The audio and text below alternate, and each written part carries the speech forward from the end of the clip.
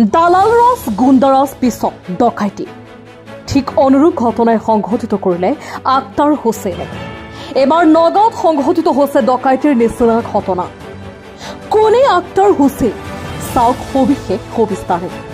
নগাঁৱৰ গড়েমাৰী মন্দিৰৰ সমীপত এজন মাছ ব্যৱসায়ীক চুৰিৰে হানি খুচি নগদ ৯৫,০০০ টকালৈ উঠাও হয় আক্তাৰ হুছেইনৰ লগতে ৪জনীয়া এটা ডকাইতৰ দল।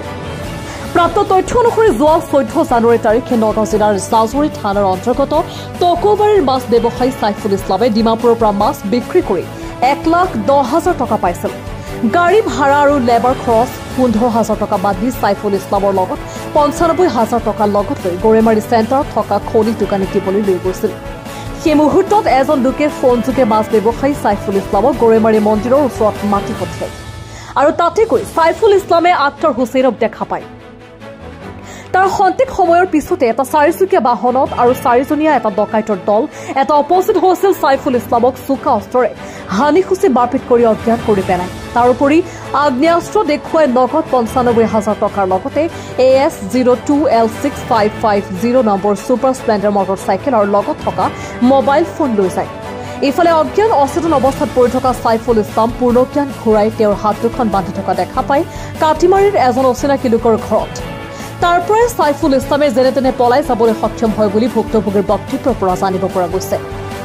ঘটনা সন্দৰ্ভত জাজৰি থানাত গোচৰ ৰুজু হৈছে যদিও অদ্যপি আৰক্ষীয়ে আসামীক কৰায়ত্ব কৰিবলৈ সক্ষম হোৱা নাই বুলি অভিযোগ ভুক্তভোগীৰ। নিউজ ডেস্ক ৰিপৰ্ট, প্ৰতিদিন লাইভ। তাৰমানে যিজন ছাইফুল ইছলাম তেখেত মোৰ মামা হয়। এই ঘটনাটো হ'ল যে এই ঘটনাটো হোৱাত তেখেতে আহি পেলাই আমাৰ হেৰিয়াত ক'লে আৰু আমি কোৱাৰ পিছত আৰু আমি কথাখিনি গম পালোঁ। পোৱাৰ পিছত তেখেতে এজাহাৰ এখন দিলে। এজাহাৰ এখন দিয়াত জাজৰি থানাৰ ভাৰপ্ৰাপ্ত মহোদয় OC ছাৰ আহি পেলাই এইটোত তদন্ত কৰি ইয়াত আহিছিলে। ক'ৰবাত ঘটনাটো হৈছিলে তাত হৈছে ৰিপৰ্ট লৈছে। ৰিপৰ্ট লোৱাত যিখিনি ছাৰ মহোদয়ে পাইছে যিখিনি পাইছে এইখিনি যাতে ছাৰ মহোদয়ে আমাৰ মোমাইৰ যি ঘটনাটো হৈছে এই ঘটনাটোৰ যাতে উপযুক্ত বিচাৰ কৰি দিয়ে, এইখিনি মোৰ ছাৰৰ ওচৰত কঠোৰ আবেদন মই কৰিলোঁ। মই ইয়াত মাছৰ ব্যৱহাৰ কৰোঁ, চুটি চাটি অলপ চলপ কৰোঁ আৰু এটা মানুহে পইচা পাব আছে টকা ২ লাখ টকাৰ ওপৰত। মই পইচাখিনি যোগাৰ কৰিলোঁ।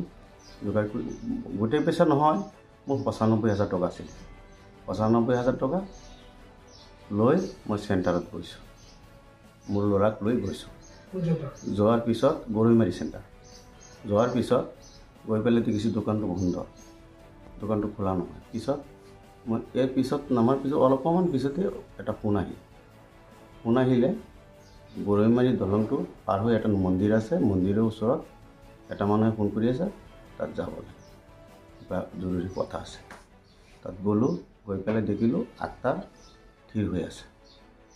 আক্তাৰ থিৰ হোৱাৰ পিছত মই তাক কোন হয় সি ফোন কৰিছে। ক'ত ঘৰ আক্তাৰ? তাৰ ঘৰটো আগতে মই চিনি নাপাইছিলোঁ, পিছত মই গম পাওঁ, পিছত ক'ম। আক্তাৰে শুনিছোঁ এই দালাই চালাই কৰে টাউনত, এনেকুৱা শুনিছোঁ।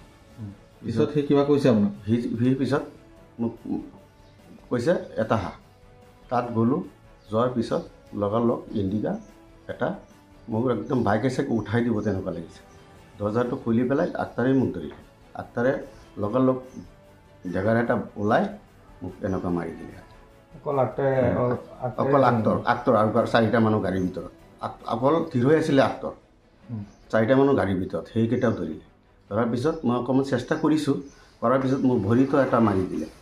ইয়াত চিনি ওলাই আছে, আৰু মাৰিলে ভিতৰত, এইখিনিত মাৰিলে, মূৰত মাৰিলে, মোৰ ৰছীৰে ভান্দিলে, ঢেকাৰে কোবালে, মানে পিছফালে মাৰিছে। মাৰাৰ পিছত মোক গাড়ীত মোক একদম বেহুচ কৰি থৈ দিলে। পিছত মই ক'ব নোৱাৰোঁ কি হ'ল কি নহ'ল, পিছত ক'ব নোৱাৰোঁ। পিছত মই ৰাতি 11টামান বজাত হয় নেকি, তেতিয়া মোৰ লগত টকা আছিলে, টকা ৯৫,০০০ আছিলে, এইটো নিলে, মোৰ গাড়ীখন নিলে, মোৰ মোবাইলখন নিলে।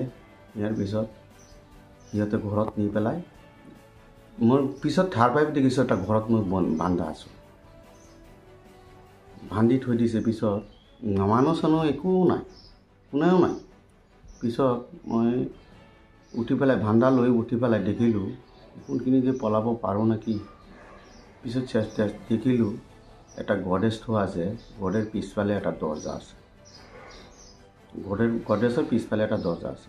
পিছত বহুত লাহে লাহেকৈ কষ্ট কৰি দৰ্জাখন খুলিলোঁ, এই গডেজটো আঁতৰাই যেন মই এই দৰ্জাখিনি দি পেলাই মই পলাই গুচি আহিলোঁ পথাৰে। গুচি আহি মই কেছ কৰিলোঁ 16 তাৰিখে, এজাহাৰ এটা দিলোঁ 16 তাৰিখে। এতিয়া জাজৰি থানাৰ ছাৰ আহি তদন্ত কৰি গৈছে, এইখিনি মই জানো, এইখিনি মই শুদ্ধ বিচাৰটো চাওঁ, মোক শুদ্ধখিনি ওলাই দিওঁ। হুচ্ছি বলছল জিমাইয়া এর মধ্যে ডাক্তারের বউকে ডাক্তারছে আমি উঠুন একটু উঠছি উঠতে হারলে বাদে কইতেছে অনেক বাদ একটা বস্তু থয়ে যেত, আমি কি আর বস্তু থয়ে যাবে রকানি তোমার মামু বাড়িতে কোনো বস্তু আমার থয়ে পেতাম না। বলে না বেশি সময় থইতাম না, কথা পরে নিব গা। আমি যে তোমার জায়গা নাই, জায়গা থাকলো আনে করে থয়ে যাবো 10-15 মিনিট পরে নিয়ম গা। আমি জান না মায়ের না তার আল্লাহ দেয় আমার কিছু থয়ে না, আমরা তোমার মামু বাড়িতে নাই, আমি ফিরা দিতে মানুষ, আমি তো হ্যাঁ যেন বুঝি না তুমি থয়ে নাছে। তো আমি এনে কই ইহঁতে বাইক লৈ আহি গৈছে। কি বস্তু থৈ গৈছে? হ্যাঁ বাইক। কোনে লৈ গৈছিল আপনি? জামাল আর জামালের বাইক বউ, আক্তারের বউ, দুইজনে লয়ে গেছে। লয়ে গে থইয়া বাদে কতক্ষণ পরে দেয়া ওই বেড়ারে লয়ে গেছে।